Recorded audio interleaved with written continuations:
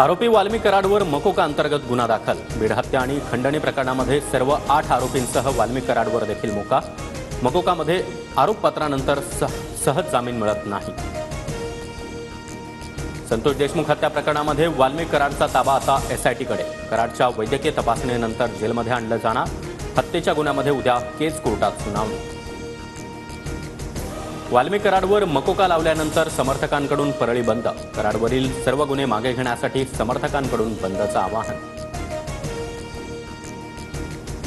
परळीमध्ये व्यापारी संघटनांकडून आजपासून बेमुदत बंदची हाक। परळीची बदनामी सुरू असल्याचा व्यापारी बांधवांचा आरोप।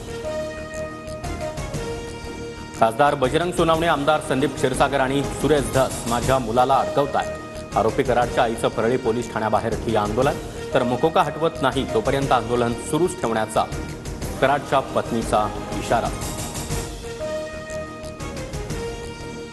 धनंजय देशमुखांची केज शासकीय विश्रामगृहामध्ये तपास अधिकाऱ्यांसमोर चर्चा सुरू।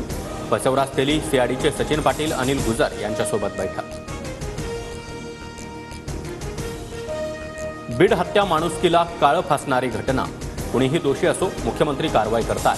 चौकशीमध्ये नावं येणार, त्यांच्यावर ॲक्शन घेतली जाणार। उपमुख्यमंत्री अजित पवारांची ग्वाही। धनंजय मुंडेंच्या राजीनाम्यावर प्रमुखांनी निर्णय घेतला पाहिजे। महाराष्ट्राच्या जनतेचं मत विचारात घेतलं पाहिजे। शरद पवारांची प्रतिक्रिया। नाशिकमध्ये नायलॉन मांजाने एकाचा बळी। 23 वर्ष तरुणाचा रुग्णालयामध्ये उपचारादरम्यान मृत्यू। तर नायलॉन मांजामुळे होणारे अपघात रोखण्यासाठी नागपुरातील 14 उड्डाणपूल आज वाहतुकीसाठी बंद।